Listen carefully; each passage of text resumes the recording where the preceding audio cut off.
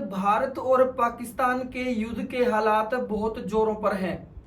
किसी भी टाइम ऐलान हो सकता है, क्योंकि हमारे देश के प्रधानमंत्री श्री नरेंद्र मोदी जी ने तीनों सेनाओं को खुली छूट दे दी है कि आप अपने हिसाब से किसी भी समय आक्रमण कर सकते हैं पाकिस्तान के ऊपर। और पाकिस्तान की कमर तो वैसे ही इंडिया ने तोड़ दी है, पानी रोक के और डिजिटल स्ट्राइक करके। तो एक बार फिर इन्हीं मुद्दों को लेकर डॉक्टर देवेंद्र बलारा हमारे साथ मौजूद हैं। बातें करेंगे क्या आगे हो सकता है और क्या पॉइंट है। देवेंद्र जी, आपका राम राम और स्वागत है आपका हरियाणा के बुलेटिन पर। राम राम भाई जी। किस तरीके जैसे युद्ध के हालात हैं अभी, किसी भी समय ऐलान हो सकता है और किसी भी समय सूचना आ सकती है कि भारत और पाकिस्तान का युद्ध शुरू हो चुका है। कैसे देखते हो इस मामले को? देखो राहुल भाई, जो मुझे जानते हैं लोग और जो जनता सरकार मोर्चा के साथ जुड़े हुए हैं, पिछले 3 साल से तो जेएसएम बना हुआ है और उससे पहले किसान आंदोलन में मैं जब नई विश्व व्यवस्था यानी न्यू वर्ल्ड ऑर्डर के बारे में जब बताया करता था, तो आपको शायद मैं बताया करता था जो आज पूरी दुनिया में हालात चल रहे हैं कि भारत को भी गृह युद्ध में या वर्ल्ड वॉर 3 की पोजीशन में धकेला जाएगा। मतलब इसको आप ऐसा मत समझिए कि पाकिस्तान ने अटैक किया है और उसके बदले में कार्रवाई में भारत जो है अटैक करने जा रहा है, ऐसा कुछ भी नहीं है। ये पूरा का पूरा स्क्रिप्ट का हिस्सा है। बेसिकली भारत पाकिस्तान युद्ध स्क्रिप्ट का हिस्सा। एग्जैक्टली मैं ये बात बोल रहा हूँ, पूरी जिम्मेदारी के साथ बोल रहा हूँ। आज यदि इस देश के अंदर कोई भी आदमी सरकार से सवाल पूछता है या कोई भी चैनल इसके ऊपर कोई भी बात बोलता है, तो उसके चैनल को बंद करना, उसके ऊपर एफआईआर करना नॉर्मल सी बात है। मैं इसीलिए पूरी जिम्मेदारी के साथ बोल रहा हूं। मुझे मालूम है कि मेरे पास एक आईजी लेवल के एक अधिकारी का फोन आता है और मैसेज आता है कि देवेंद्र भाई आपने जो बोला है वो एंटी नेशनल है। मैंने कहा मुझे मेरी वो लाइन बता दो जो एंटी नेशनल है।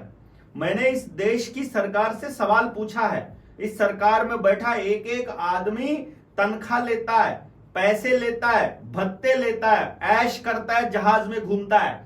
उससे सवाल पूछने का अधिकार देश के हर नागरिक को है। उसकी सुरक्षा की जिम्मेदारी उस सरकार में बैठे आदमी की है। और उससे सवाल ना पूछे हम और हम कहते कि आपके प्रोपेगेंडा में फंस जाए, ये प्रोपेगेंडा है। आपको नहीं मालूम है, वर्ल्ड वॉर जब सेकंड हुआ था, सेकंड वर्ल्ड वॉर के बाद यूनाइटेड नेशंस का फॉर्मेशन हुआ।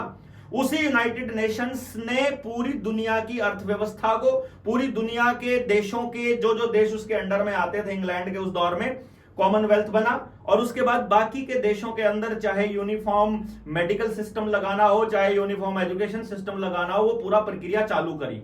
वो व्यवस्था आज डहने की कगार पर है, या कह लीजिए उसी को डहाने के लिए यूनाइटेड नेशंस खुद पहल कर रहा है। यूनाइटेड नेशंस को फंडिंग किसने दिया?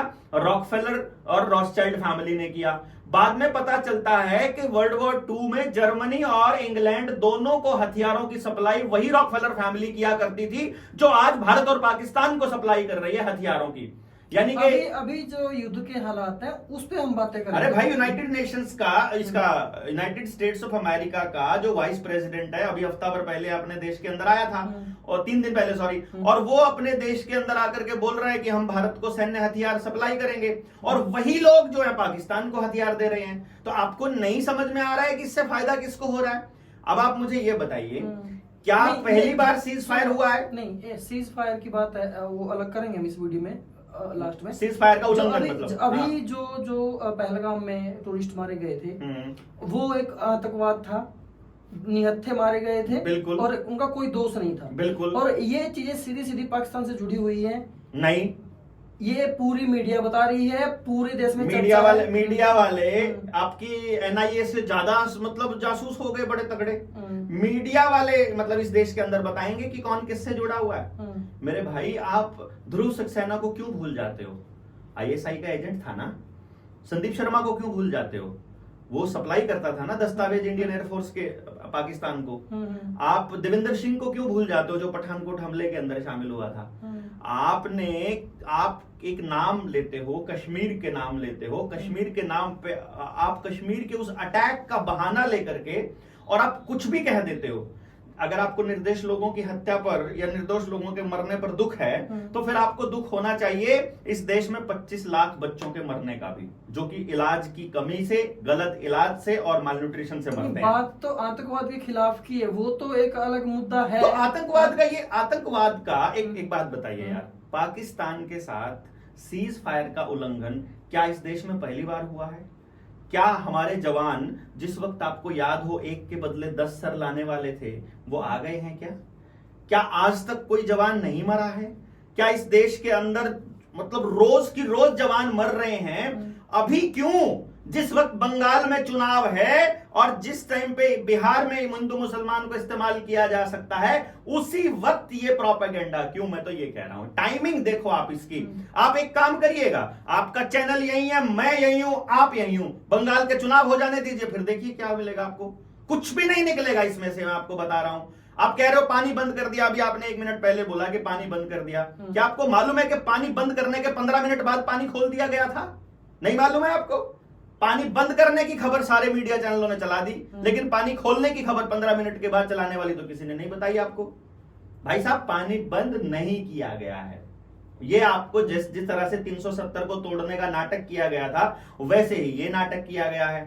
यूरोप के अंदर ये कोई डिजिटल स्ट्राइक करना, ये कोई इंडिया ने थोड़ी स्ट्राइक किया है। क्या है इंडिया के पास? अपना सर्वर है, अपना कोई इंटरनेट है। आप इन बातों को बेहतर तरीके से, मतलब इतने विश्वास कैसे रख सकते हो?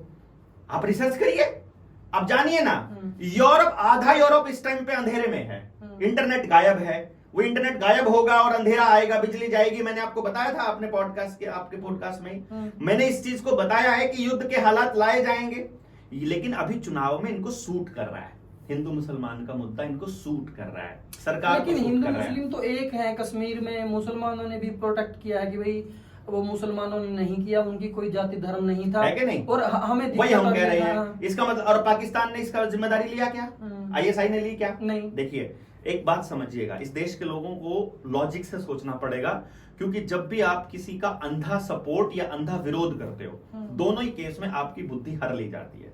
मैं अंधा विरोध होने की बात नहीं कर रहा हूं, मैं ये कह रहा हूं कोई भी आतंकी संगठन, उसका मकसद यही होगा कि देश में आतंक फैले, देश की सरकार उस संगठन से डरे।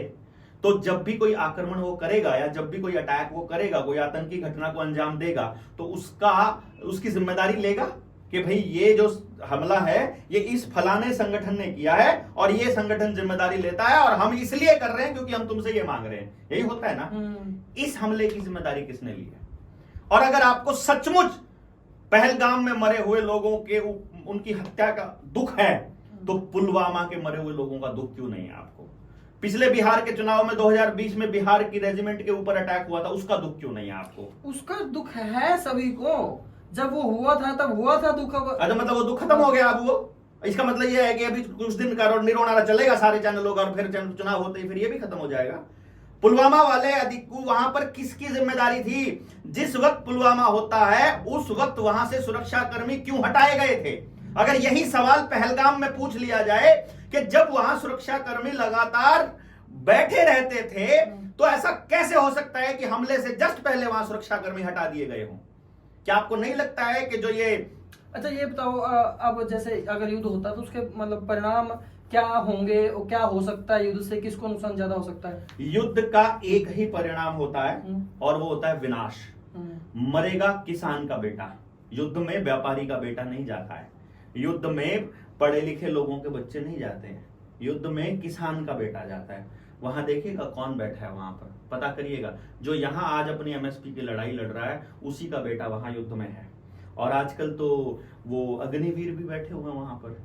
अग्निवीर तो लड़ने नहीं जाएंगे, वो तो पीठ दिखा के भाग जाएंगे, क्योंकि उनको पता है कि 4 साल बाद उनको तो शहीद का दर्जा भी नहीं मिलता, उनके तो घर वालों को पेट्रोल पंप भी नहीं मिलेगा। वो तो इसके लिए नहीं मरेंगे, क्योंकि वो तो वहां सिर्फ अपनी 4 साल की ट्रेनिंग करके यहाँ आकर प्राइवेट कंपनियों में नौकरी करने के लिए गए हैं। तो युद्ध का नुकसान क्या होगा?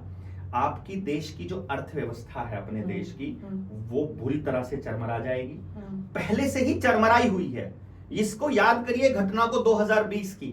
2019 में जब पूरे 5 साल का लेखा जोखा जब जनता ने मांगना शुरू किया कि अब तो तुम हनीमून से बाहर निकल गए होंगे 2014 के बाद, 5 साल में तो तुमको सब समझ में आ गया होगा, अब तो तुम इस देश की अर्थव्यवस्था को संभाल लो।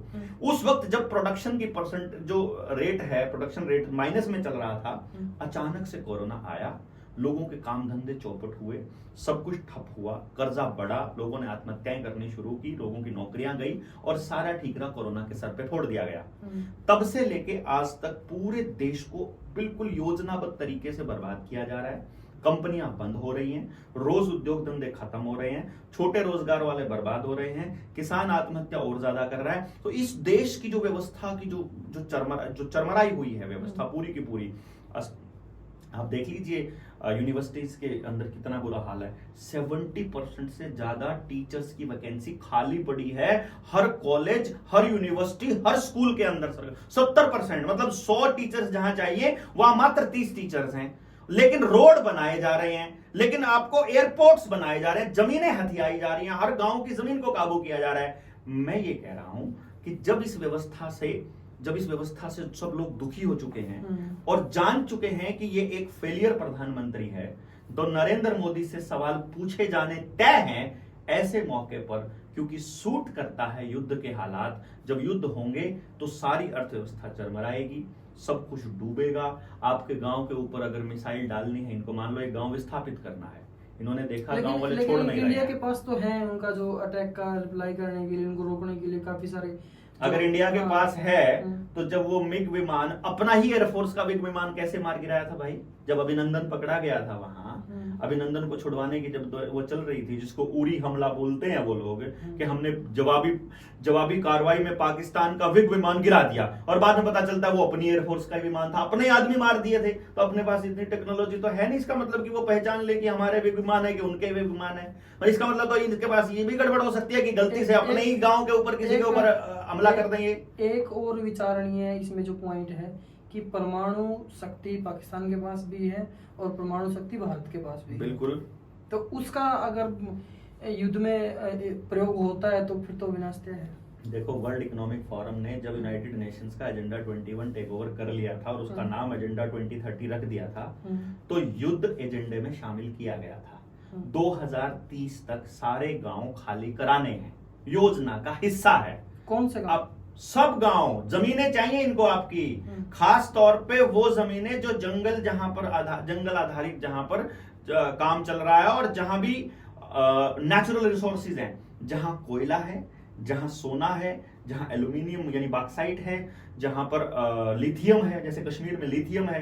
तो ये सारा का सारा गेम लिथियम में यूनाइटेड नेशंस के अंडर यानी वर्ल्ड इकोनॉमिक फोरम के अंडर आने वाली नाटो की जो आर्मी इन लोगों को स्थापित करनी है, उसके लिए पूरा खेल चल रहा है। वर्ल्ड वॉर 3 का जो ये गेम प्लान है, ये इसी चीज को अमली जामा पहनाने के लिए किया जा रहा है।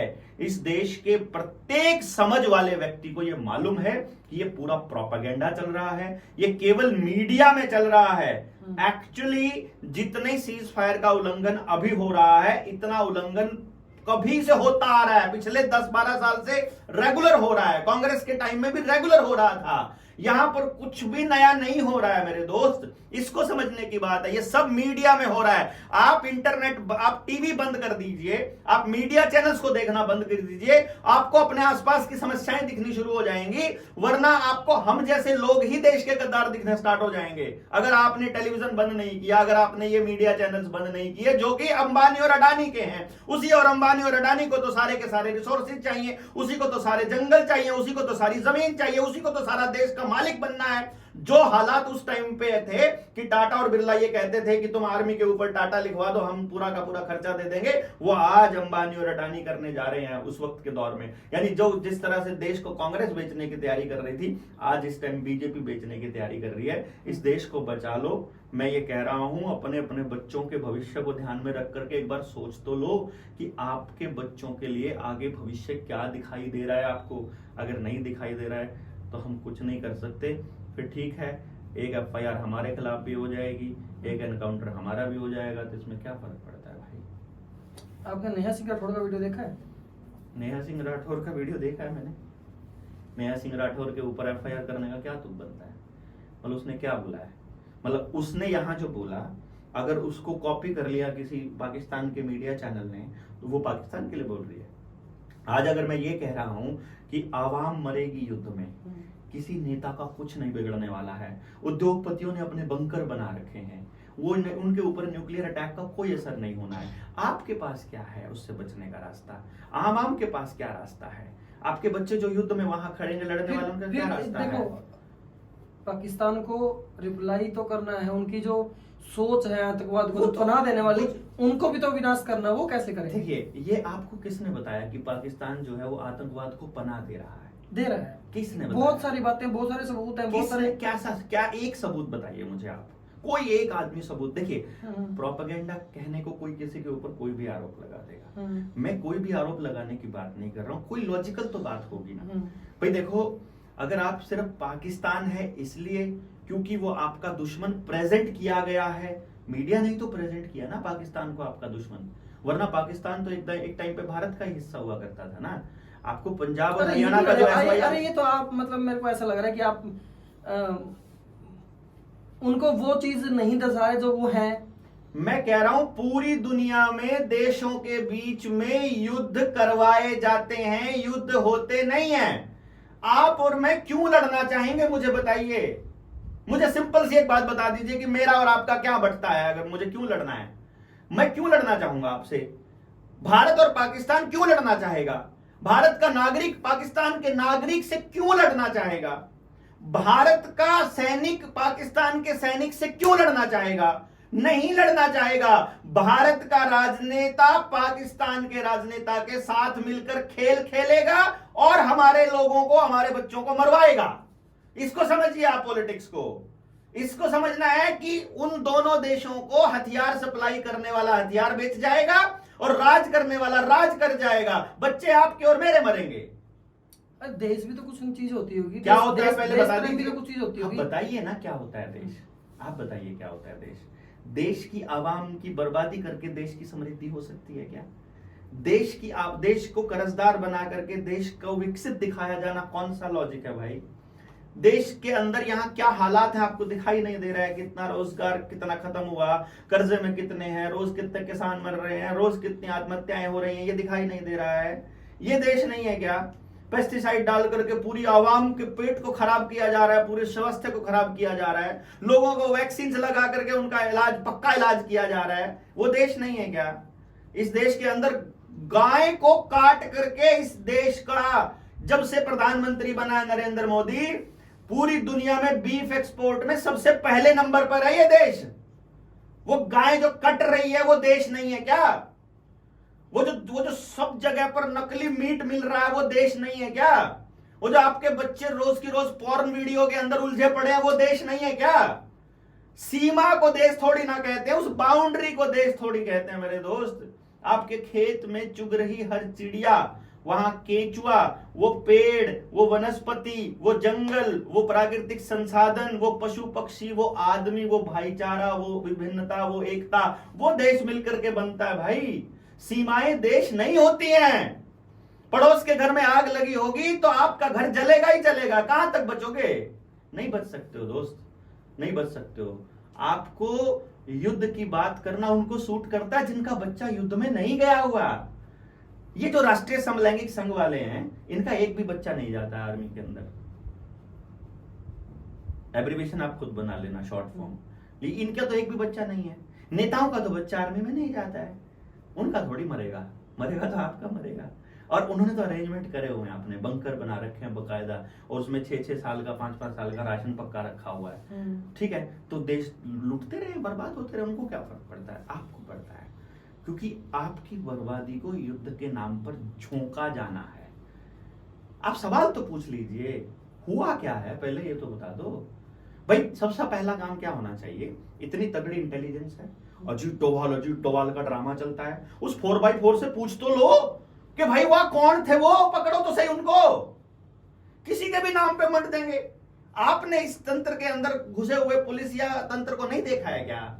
जजों के घर में पैसे मिल रहे हैं यार, जहां भ्रष्ट न्याय तंत्र हो, जहां भ्रष्ट पुलिस वाले हों, जहां डीएसपी देविंदर सिंह खुद डीएसपी होकर के हिजबुल मुजाहिदीन के वो आतंक की सप्लाई किया करता था और उसमें आतंक का सामान सप्लाई किया करता था। खुद बीजेपी के पार्टी बेरर, ऑफिस बेरर की बात कर रहा हूं मैं, पार्टी के पदाधिकारी आईएसआई को भेजा करते थे वो खुफिया दस्तावेज और खुफिया जानकारियां। तो उनको आप क्या कहोगे? असली देशद्रोही तो वो लोग हैं ना जो अपने पद का दुरुपयोग कर रहे हैं। असली देशद्रोही तो वो मीडिया है जो हाइप क्रिएट कर रही है। कल उन्होंने कहा कि पाकिस्तान का आखिरी दिन, कभी आया है आज तक आखिरी दिन? ये तो पहले भी 3 बार आ चुका है पाकिस्तान का आखिरी दिन। जब भी चुनाव होते हैं पाकिस्तान के आखिरी दिन आ जाते हैं। आप चुनाव के अंदर देखिए, देश के आवाम बोलना शुरू करें, देश के लोग बोलना शुरू करें, ये मीडिया वाले सब गायब हो जाएंगे। टीवी बंद करके देखो आप, 3 दिन टीवी बंद कर दो, बहिष्कार कर दो, बायकॉट कर दो मेन स्ट्रीम मीडिया का, और फिर देखो कैसे सीधे हो जाएंगे, फिर काम की बात दिखाना चालू कर देंगे। इनको एजेंडा सूट कर रहा है। युद्ध जैसे हालात बॉर्डर पर अभी तक तो नहीं है। मेरे तो कुछ आर्मी के दोस्त हैं, मैंने तो पूछा है उनसे फोन करके, मैंने तो देखा है भाई क्या सीन है, बोला कोई सीन नहीं है। मैं जो मीडिया में चल रहा है, कहते मीडिया का तो काम ही है। अच्छा, तो मतलब आपके जो विचार थे, आपने जो कहा वो कहा कि भाई ये सिर्फ ड्रामा है, युद्ध अगर होगा तो देश के बच्चे मरेंगे। युद्ध अभी नहीं होगा, युद्ध होगा, ये होगा लेकिन अभी होगा, अभी नहीं होगा। हाँ, वो अभी नहीं होगा, इसकी गारंटी है। अभी चुनाव होंगे। ओके, अभी चुनाव के लिए तो ये थे हमारे साथ डॉक्टर देवेंद्र बलारा जी। जिस तरीके के इन्होंने विचार प्रस्तुत किए अपने, वो विचार सिर्फ और सिर्फ इनके हैं। आपके चैनल का इससे कोई लेना देना नहीं मैं चैनल इससे कोई लेना देना ठीक है बात है। क्योंकि देश में ऐसा हो रहा है, बहुत से चैनल उड़ाए गए हैं। बिल्कुल, हमें जो राष्ट्रीय सुरक्षा के जो नियम है, हाँ, वो हमारे ऊपर भी, इसलिए मैंने कहा है कि हो जाए हमारे ऊपर एफआईआर, क्या फर्क पड़ता है यार इतना, क्योंकि ऐसे डर के तो नहीं जिया जाएगा, इनके प्रोपेगेंडा में फंस के तो नहीं जिया जाएगा। ओके, तो आपके विचार इनसे सहमत हैं या नहीं है? लेकिन पिछले वीडियो के जो कमेंट सेक्शन था उसमें बहुत सारे पॉजिटिव कमेंट थे। अगर ये वीडियो आप तक पहुंची हो, अगर आपने यहाँ तक देखी है, तो अपने विचार कमेंट में जरूर देकर जाना। मैं था आपके साथ राहुल अत्री, धन्यवाद। जय हिंद।